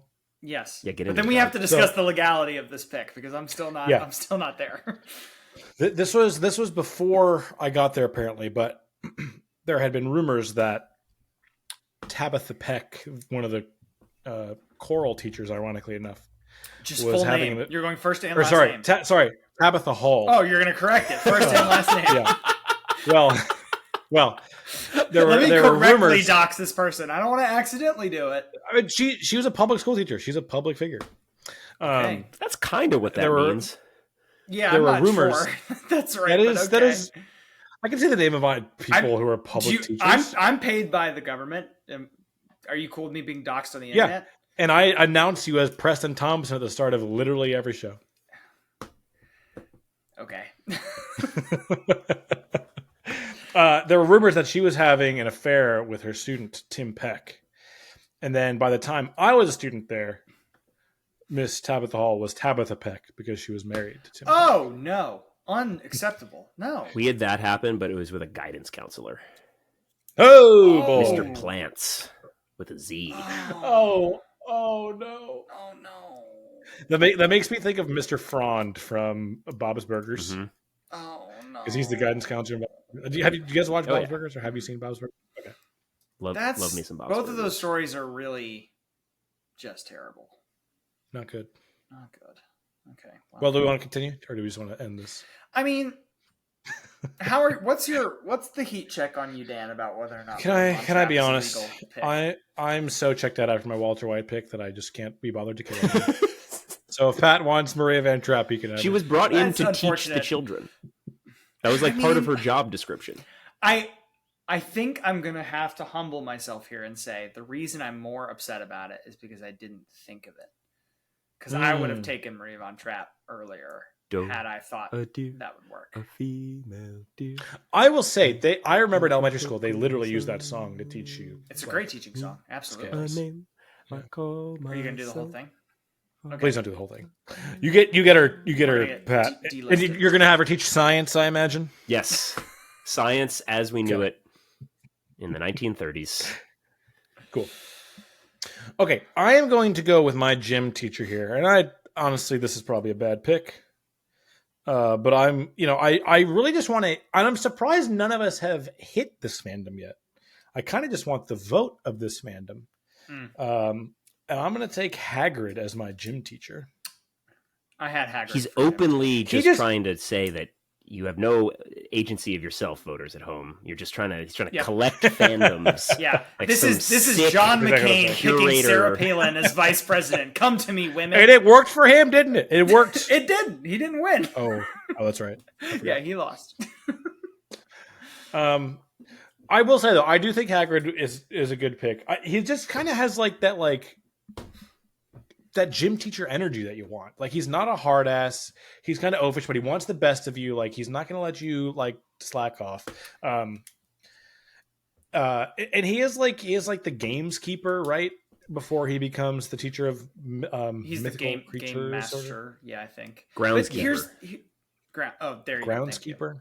Here's the thing, that's basically what a gym teacher is, right? They're doing maintenance mostly. Yeah, sure. Why not? Mowing the lawn. Hey, here's the thing.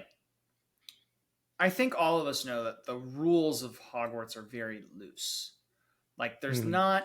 It's not a very strict So was system. Jim, in my experience. Sure. Still, Hagrid is finding a way to break several of them.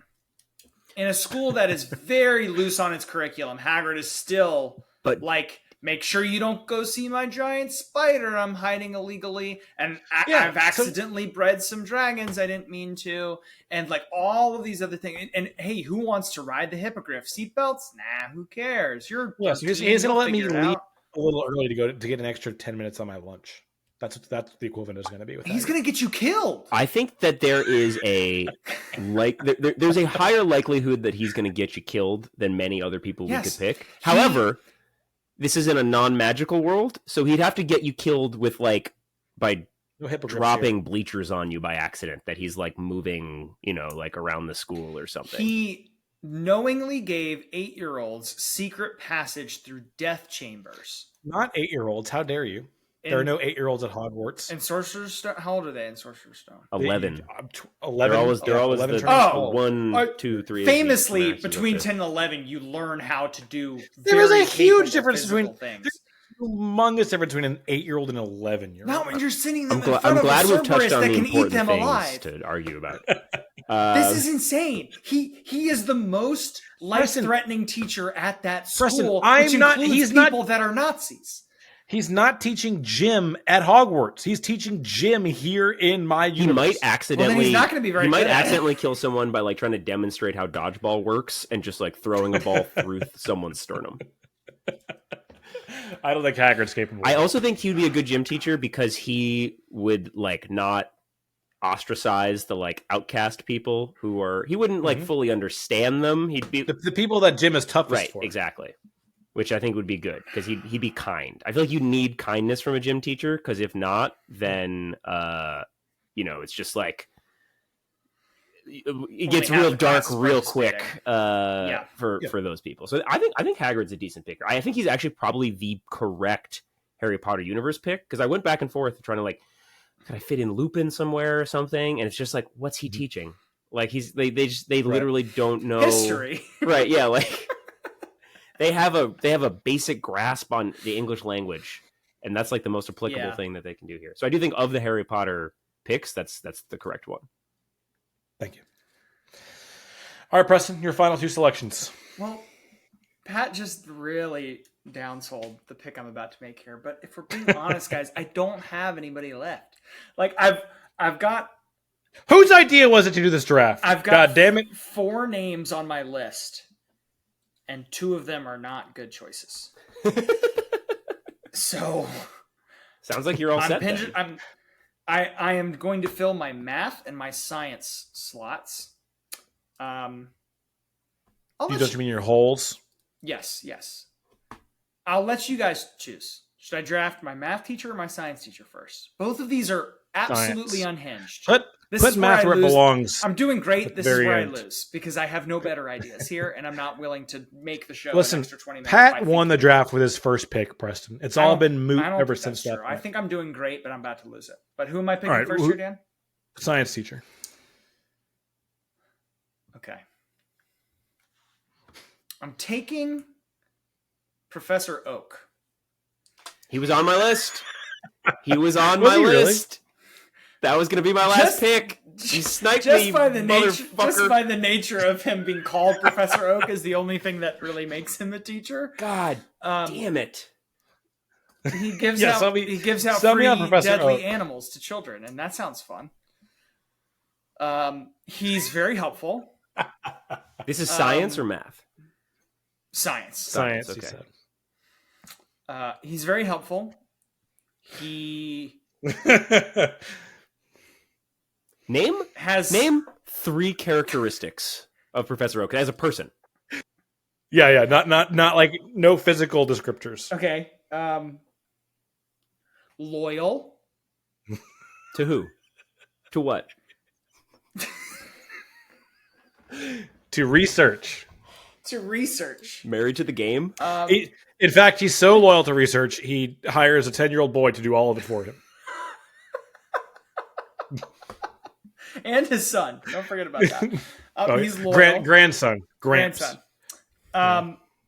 He's loyal. He's giving. Take one of these 3 deadly animals and take it with you. He doesn't even charge you for a fire-breathing lizard. He doesn't even charge you for it. You just get to take it with you. Mm-hmm. That's true. And he's adaptable. Constantly discovering 150 new species every 2 years or so. I think this is a real low point for the show right now. I actually think that Preston describing him as giving is one of the funniest things that has ever happened on this show. It's true. It's so true. Like, he gives you a Pokedex, he gives you a Pokemon, and he gives you some Pokeballs. So, listen. Hey now. Very good. Yeah, I mean, I can't, to be honest with you, I can't really tell you why this would be a bad pick. Thank you. We don't know enough about him to say it's a bad pick. Thank you. Pat said a I appreciate your compliment, Patrick. All right, so who's your math teacher then? All right, well, I am just taking, I'm trying to stack up mentor-type figures. Uh-huh. And I'm also shamelessly going to shill for the fandom here. Okay. So I'm going to take Professor McGonagall, and I'm going to have her teach math. It seems like she would make math interesting. Do we know that she knows anything at all about math? Nope. Okay. She can turn into a cat. That seems cool. Can I ask you this? What's the math behind that? Yo, can I run the numbers on that one, Dan? Run Maybe this is being too helpful, but would it not make more sense to have McGonagall teach history and have Mr. Feeney teach math? History? What? I'm not convinced that McGonagall know? Understands history. She understands history about the wizarding world. She's very old. She doesn't know what a car battery is. Listen. My father's very old. Gives you a very weird view of history. Not being immediately very old suddenly makes you great. She lived through a lot. She's not going to teach you a history that means anything to the world you live in, and also probably is not going to help you on the AP exams. Same reason Yoda can't teach history. Same thing. It's all about AP exams with you, isn't it, Pat? It's not about enriching your life. So sad. Mm-hmm. This is the transactional society we live in. I don't think teaching history would enrich your life either, but sure. I think it would. They're like aware of like Muggle history, right? Like Muggles were involved in like past wizarding wars and shit. I guess. Right? Somebody more familiar with the fandom would have to educate me on why she'd be good at it. Am I making that up? I'm gonna have Harry Potter heads. All right. Well, good luck with that. Thank you. Okay, it's my final pick. I have my arts left. I'm going to slot Miss Honey into my history teacher slot. Okay. And I'm going to take another character from a movie that probably no one has seen. But I'm going to take Mrs. Powers from Lean On Me, the chorus teacher, who is one of the most empowering teachers in any movie I've ever seen. It's a Morgan Freeman movie where he kind of takes over like another inner city school. Boy, Hollywood loves making movies about inner city schools, don't they? Or they did in the 90s anyway. When he's like this big, he was a graduate of school, but he's this big hard ass and extremely, extremely strict with all the students. And Mrs. Powers is kind of like his foil, and then she's like the loving one who gives them not literal shelter, but metaphorical shelter and care. And one of the most iconic things in the movie is Morgan Freeman takes this group of ne'er-do-wells who are kind of like major characters in the movie, and they're always skipping class. He catches them skipping class and says, I better never catch you skipping class again. And the next time I see you, I want you to know the school alma mater by heart. And so the next time he sees them, he has them sing it, and they're hesitant to do it. And then they sing this very soulful version of it. And Morgan Freeman is like, what the hell was that? And he goes into Mrs. Powers, interrupts her class, and says to her, congratulations, Mrs. Powers, you just rewrote the school alma mater. I want every single student in the class to know it and sing it this way now. It's like a very cool scene, very cool moment in the movie. So she's just like a wonderful lady, and also so musically talented that she's like capable of just completely writing her own compositions of music and making them actually very good and cool and connecting with her students through that. Comes from that era of movies where Hollywood's like, white people want to see that racism is bad, but they also want to feel really good about themselves. They need to make sure it's fixed within a tight 2-hour screen time. Mm-hmm. Right. That I think is we're talking about Remember the Titans trailer. I think that's my biggest problem with Remember the Titans. I don't think Remember the Titans claims to have solved it by the end. I feel like that is the vibe the movie's going for. Really? I don't think so. I think it claims to have made progress with the people on screen. I think other movies are significantly more heavy-handed about it. That they're like, all it took was English class. Remember the Titans is different, I think. Pat, what do you think? Do you not think that like the intended thing to take away from people who watch Remember the Titans, like, oh, that's right. I think it's a little in between where it's like, racism didn't get solved by this, but here's the blueprint to solving racism that you can reproduce anywhere. It's having a good old football team that has everybody playing together and winning. W's solve everything, baby. Win, baby, win. It works at University of Alabama to like a charm, so I'm here for it. Yeah, exactly. Yeah. All right, Pat. What's your final pick? I'm in a little bit of a pickle here. Because you lost out on Professor Oak. Yeah. Why don't you take one of the other Professor Trees? Well, I was going to have Yoda be my gym teacher. Too bad. I was not going to have Yoda be my gym teacher. Well, Pat, first of all, can you tell us what you're going to have your teachers teach? We know you have Indiana Jones. Well, actually, no, I wrote in history, but we don't know that when he's teaching. We just know we have Maria von Trapp teaching music. That's pretty much all we know about your I'm not quite sure yet. I assume are we going to do this after still not figuring it out. After we pick? Okay. Or I don't know what the... Yeah, you can think through it out loud if you want. Go ahead and draft it. You'll figure it out. Is Rocky a teacher? No. Okay, just check. What? He owns a restaurant. What are you talking about? He's a certified boxing instructor. No, he's not. You could say what's his name is, right? His trainer? Yeah, Mick. No, that's Mick not a teacher. Rocky. Also, you don't want a you don't want cut me, anyways. Mick. Cut me, Mick. You know, that's like a cut me, Mick. Cut me, Mick. Rocky is not a teacher, and I don't think Mick is either. Okay, I think that's totally fair. What about Adrian? Could you say Adrian's a teacher? No. That might be her job. I don't remember what Adrian's. Take Plo Koon from Star Wars. He's definitely a teacher. Who? I don't know. It's just were you making up the name of a potential Star Wars character? Or was that like an actual? No, Plo Koon's a guy. Plo Koon sounds more like a planet to me. Star Wars planet. Plo Koon, Star Wars. He's a guy. He's the guy that wears the mask.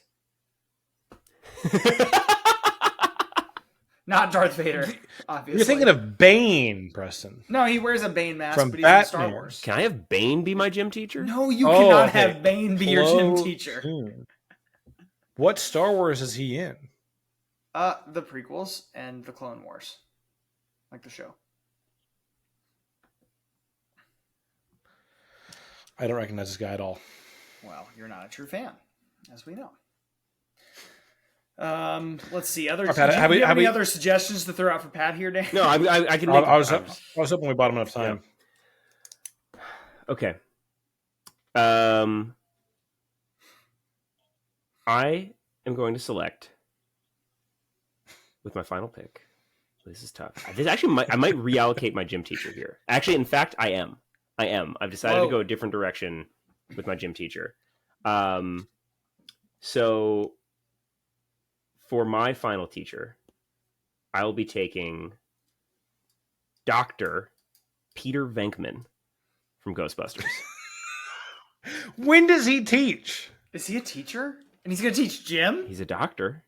I guess he's more... That doesn't make him a teacher. There are lots of doctors that aren't teachers, Pat. Yeah, but you have to like be a teacher at some point to get accredited, right?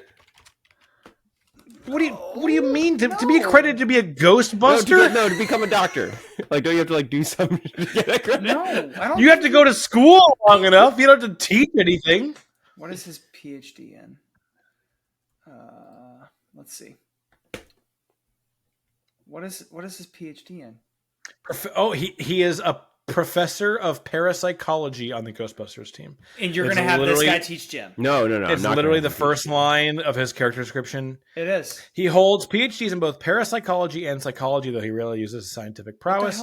Despite what he learned in fields like metallurgy, engineering, and physics, and the papers of his research at Columbia University are sloppily written and spurious, leading people to doubt whether he was a legitimate scientist. Yeah, because he studies parapsychology, the study of alleged psychic phenomena, is the definition. I'm willing to concede. I'm willing to withdraw this. If you guys... You're realizing it's a bad pick. He is a professor. You are correct. Right? So take your pick and run with it. Yes. He's a cool dude. What is he teaching for you? Okay, so that's my pick. That's your pick. Right, Dr. Peter Venkman. All right, Pat, you got to tell us who's teaching what now. Okay. We're not doing that after the break, like with the. We'll do it now, so I can say it as I go as I list the teams. Great. Okay, in that case, I will have Miss Frizzle teach science. Okay. I will have. She's gonna carry this team forward. Absolutely, I'm going to have Dr. Venkman teach math. Because he's like a charismatic, guy who's kind of like doesn't care that much about the numbers. He's mostly trying to put on a show, make it interesting. He's just like a cool dude to have like in your life. I think there's potential that he would be a real problem around under adult age human beings. Well,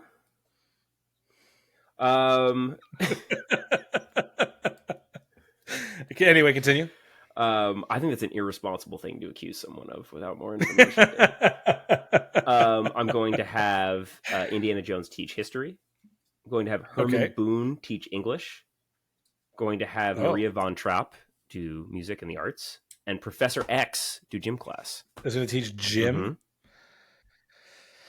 Okay. Because his whole thing is that he like sets up like cool training obstacle courses for people to go do stuff. He has telekinetic powers, so he can do all the cool Yoda things we've talked about with like dodgeballs flying around or whatever. He's in some senses an incredible personal trainer for all these people. In more ways than one. Sure. Okay. Sure. All right. So this is Pat's team as we have concluded the draft. Pat has Ms. Frizzle teaching science, Professor X teaching gym, Indiana Jones teaching history, Herman Boone teaching English, Maria von Trapp teaching music, and Dr. Peter Venkman teaching math. I have Miss Honey teaching history, Ms. Norberry teaching math, Walter White teaching science, Aaron Crewell teaching English, Haggard teaching gym, and Mrs. Powers teaching music. Preston has John Keating teaching English, Mr. Feeney teaching history, Dewey Finn teaching the arts, music presumably, Yoda teaching gym, Professor Oak teaching science, and Professor McGonagall teaching math. So much more to discuss still somehow after one final break. We'll be back in just a minute.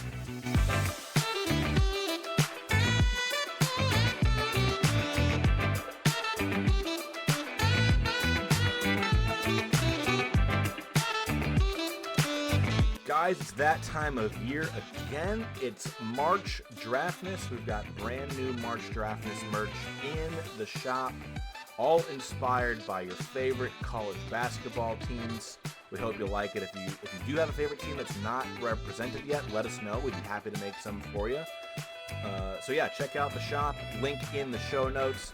Happy March Madness, happy March Draftness, and thanks so much for all your support with all of our merch. It means a lot.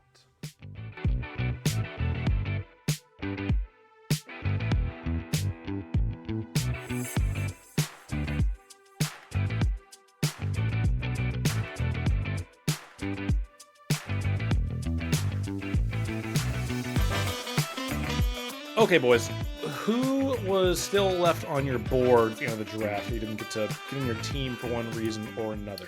I had two, but I really don't have strong feelings. I had Professor Snape for something. I think by the end of the series, he's redeemed. You can't take Dumbledore. No. So he is not redeemed. It is bullshit that they try to force this weird redemption on Snape that he just did not earn. He's still a dick. Whatsoever. He's still definitely a huge dick who would suck and be a vindictive teacher. Okay. I feel like that's a take, but I'm going to let somebody else handle that. So it's not me. I'm not going to be the one that takes that on. I don't think it's a take. Okay. I don't think it's a take at all. My other, I genuinely think it's very weird how like all of a sudden Harry just like forgives Snape because he wanted to fuck his mom. That's not why. Like that's not why he does that. It doesn't. He always knew that Snape wanted to fuck his mom. Though. No, look, he finds. You guys can't complain about Snape... this being too long of an episode and then be like, let's fully get into the whole Snape thing. Listen, he did not. It's not only Snape's relationship. He knows that Snape wanted to fuck his mom for a while and still hated him. It's when he finds out that Snape sacrificed and that went to the extreme love was the thing to that then keep him safe. Made him be an undercover person, and he kind of only. The issue is the epilogue. In the main text of the story, the amount of forgiveness he has for Snape is fine. For him to then be like, and he was the bravest man I ever met. Weird. That's where it's like horrible Very fucking weird. bullshit. Yeah. Super strange. I agree. Okay, we all came to the same point. Oh, okay. That's fine. We all agree. My other was Jessica Day from New Girl, who is just objectively terrible at her job. So I tried to avoid that. But I think you did a great job not picking those. Maybe if I had to, but thankfully my list lasted until that exact point. Those were two very good non-picks by you. Thank you. I appreciate that. Pat, it seemed like you had a whole glut of people still in your brain. None of them good though. That was the thing. Like the well ran dry pretty quick. I mostly the problem was I prepped too many joke picks. Like Lydia Tarr would be a very funny person to take for this. Who's Lydia Tarr? Of Tar? Of Tar fame. Of Tar fame. Movie. Is she a teacher in the movie? I mean, I know the base outline. She's like a guest story, lecturer at one point. There's a movie called Tar? Yes. Did you miss Tar fandom, Dan? I've genuinely never heard of this. Okay. It was the most like kick-ass movie from 2022 in that it was a movie about like a very famous symphonic conductor who sort of gets canceled. Sort of lost it, yeah. Okay, so it's like an artsy indie movie. Kind of. I mean, it was nominated for $1 million. But it has Kate Blanchett, so like, how indie are you if you have Kate fucking Blanchett? You know, she's pretty indie. Tar was sick. Everyone should watch Tar, but no one should want Tar to teach them. Well, I mean, I feel she likes to be in indie movies. I feel she's very much an artiste. I had Van Helsing, who's technically a professor.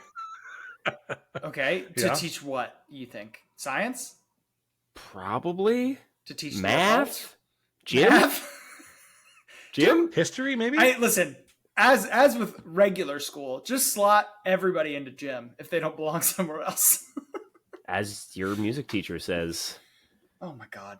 Listen, she texted me during the show and thought your argument about Feeney was unhinged, and she couldn't even hear you. She could only hear my responses to it. No, I was saying the one you drafted. I was saying the one you drafted, who says those who can't do teach, and those who can't teach gym. That's what I was referring to. Yeah, that's School of Rock, right? His music teacher. Yeah. No. Welcome. That's what I was saying. Dan. Sorry, I'm reading about Tar. You should watch Tar tonight. It's awesome. We're not gonna finish this episode until 1 a.m. I'm not gonna have time for Tar. Dude, that's the ideal time to strap in for 2.5 hours of Tar. Let your face melt off.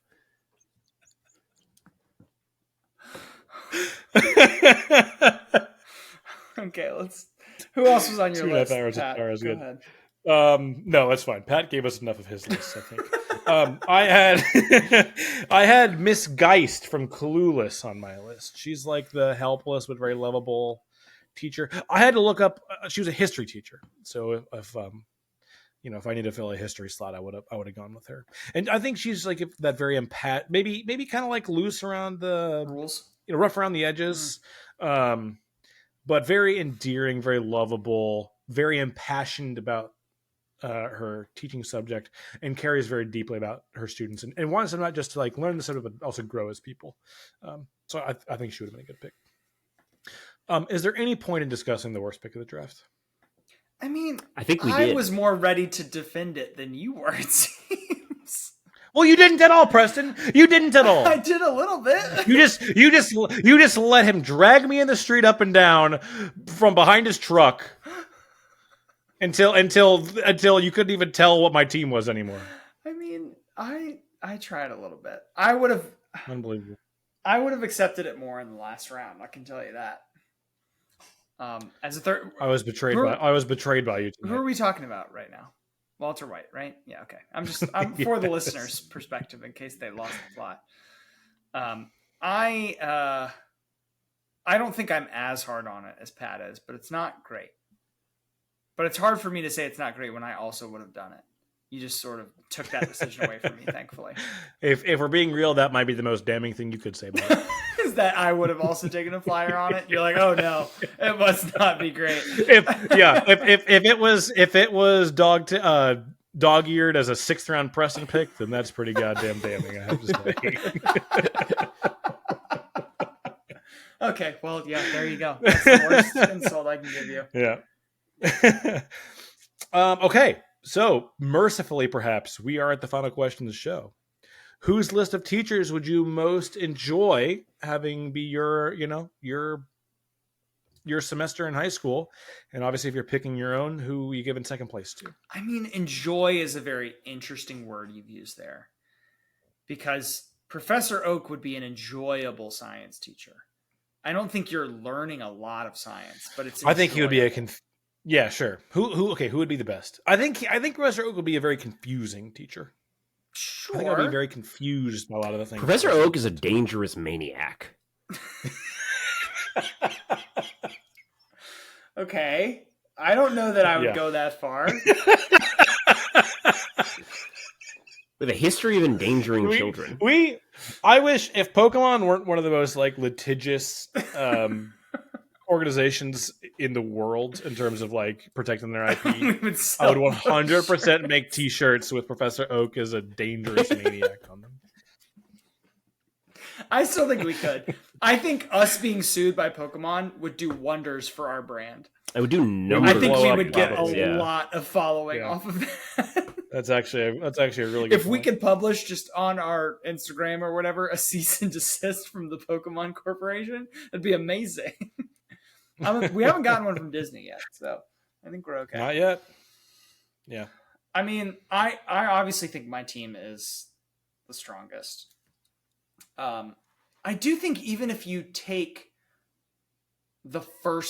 literally the first 30 minutes of the first episode of Breaking Bad, he's not an enjoyable teacher. He does have a strong metaphor, but he immediately loses all the children and seems to fail them all in subsequent days. What if he comes back to teaching? Post drug kingpin. Well, this is why it's important that you have seen the end of the series. And that's why I know he does. Okay. It's big spoiler tag for drafted this week.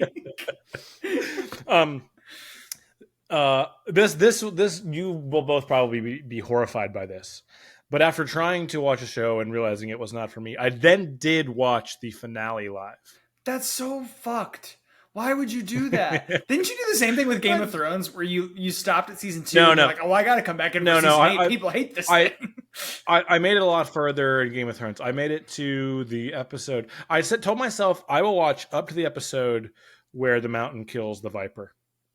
And if I enjoy it enough that I'm willing to stomach that, then I will continue. I mean, that's probably the best season. The show's all downhill from there. Like, there's some good stuff after that, but that is the pinnacle of the show. Right. It is downhill. Yeah. It's a gentle slope for a bit, and then a steep cliff at the end. But yeah, I did come back and watch the 8th season to kind of like participate in the public conversation. Yeah, very much enjoyed it in that way. Yeah. But yeah, I did watch the finale, so I know he dies. It just Breaking Bad and like Game of Thrones. I think the reason both these, I did this for both these. It just was so like the thing. Like you could, even if you weren't watching it, you couldn't escape it. Like I followed the show via Twitter. Yeah. Why does this make Mr. White a good teacher? Nothing. I think he's just talking. Oh, no, it doesn't. I was going to say maybe it would be cool if like how cool would it have been like you had a science teacher who like the slant on the science was drugs. That'd be kind of cool. And also, if you really found out that your science teacher had been like responsible for the death of hundreds. I actually think Daniel's talking about something worse, which is that a science teacher that teaches you how to make meth as a way of teaching chemistry. Yeah. No. Be engaging. I mean, it'd be better than like just memorizing all like the O to the double line to the H to the single line to the N. I mean, what the fuck was all that? You almost said that to the cadence of the Jay-Z song H to the Izzo. I actually heard the same thing, but I couldn't place it. Thank you, Pat. Pat got such a valuable pick with Maria Von Trapp that I think his weird gym teacher isn't weird enough for me. Actually, no, the gym teacher's Professor X. That's fine. Hell yeah, dude. His weird Ghostbuster wandering around. Who's going to give you like no homework? You need one teacher who's just like not giving you any homework. Yeah, it's Pat's. It's Pat's class. I will say we didn't talk about this, but Coach Boone is going to give you such an unbelievably oppressive amount of homework. That's why you gotta balance it out. That's why you gotta balance it out. It's true. It's gonna be rough in his class. It's true. It's gonna be like write the same answer to the same question 1,000 times and bring it in just to teach discipline. He would be Mr. Ratburn from Arthur. Yeah, but like an incredibly charismatic version of Mr. Ratburn, where you're like, I want to like die for this man. And if all I have to do is like read some poems, because he's doing English, so it's a lot about the oration rather than like concuss myself and dehydrate myself at 3 a day, football practices. I just feel like he's gonna like read a book every night and write a report on it every night. That's gonna be what he does. He's just gonna like he's gonna be the kind of teacher that like doesn't acknowledge that you have 5 other classes that you all are also gonna have homework for. Like we all had that teacher, right? Where it's like only this class matters. But he's not like a football's the only thing that matters kind of guy. Like his whole thing with like Dewey, I think the character, where he's just like, I'm gonna help you get your grades up. You bring your homework to me. I'm gonna like help you like with your history. Louis Lastic. Yeah. And he like tutors him, like gets him to get to a C average or whatever, so that he can go to college. And he went on to make that great eye surgery that everybody uses. Yeah, exactly. I still think that Pat wins purely with Miss Frizzle because literally you get to go on magic field trips and experience things that no other human being will outside of your class will ever get to experience ever. I mean, Yoda's cool. And Yoda's going to do some cool shit with you. You hear that, listeners? The last 6 hours were all meaningless. It was just... It was decided from the get-go. I mean, like Miss Frizzle, like Magic School Bus was just such a fucking cool show, and if it was real, it would be unbelievable. And Pat got that with his first pick. And honestly, in my opinion, I think there's a Miss Frizzle kryptonite argument that I had like prepared for the eventuality I didn't have the first pick. That is out there, which is. Subscriber only content. Subscriber only content, baby. Subscribe to find out. I just think it's all incredibly dangerous and kind of a nightmare. I mean, they're never not more of a nightmare than just going to high school every day with a single pimple on your face. I don't think her style would translate to high school at all. I think high schoolers are infinitely difficult to get to feel like something is cool. I'm like, oh, we're gonna go. To the jungle and learn about jungle animals, and they'd be like, "This fucking sucks. It's hot." And like, but you don't think she's capable of like curtailing her lessons towards non? She's also like the exception that proves the rule, where she's just like, yeah, it's kind of hard to motivate you to get into this stuff, so I'm going to take you into outer space. Like, you have no choice but to be along for the ride right now. It's true. Man, the liability I'm sorry. is taking on. Oof. She's magic. It's a magic school bus. There's no liability. They're all fine all the time. I don't think Pat should get the from lizard when Arnold too. died, apparently. Liz, you're gonna put your foot down on Can that? we please call Liz? Can we call the lizard Liz? Her name I is don't think Liz. Pat should get Liz too. I'll say it. I'll be brave. Class pet comes with it for sure. just like Daniel's science class comes with meth. Right. Yeah, exactly. As always, as listeners, the only vote that really matters is yours. So please click the link in the show notes and vote on whose lineup of fictional teachers you would most like to have as your high school schedule. And join the conversation in the Discord. Which teachers did we not select? Which picks were the worst picks? Just don't beat me up about Walter White, okay? Please. That's all I ask. I got enough of it tonight. But you can tell me all my other picks were bad and why. But yeah, that's the best place to follow the show and engage with the conversation. Pat, thank you so much for coming on. It is always a Miss Frizzle-like journey anytime you come on. That's the show. Truly the nicest, if not entirely accurate thing anyone has ever said about me. Pat, is there anything that you have to promote today? Everyone watching all of Breaking Bad so that they can understand why we were so viscerally upset about that. You can find my work on Ultiworld if you are into Ultimate Frisbee, or even if you're not. I'm basically not even really writing about Frisbee anymore. I'm just using it as like a loose cover with which to write my gripes around modernity Cultural and the human stuff. condition. Yeah.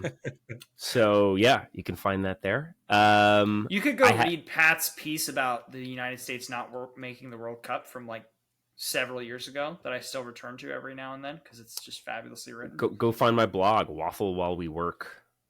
Oh yeah. Do you still ever publish over there? What's up? You still ever publish on the blog? From time to time. Really? I'll check that out. Yeah, y'all go check out Pat. He's not on Twitter or anything. Or Instagram. What a blessing. He's probably the healthiest among all of us. What a gift. Find me on LinkedIn, dog. Yeah, Pat, thank you so much. Thank you all for listening. We will talk to y'all again in a couple weeks.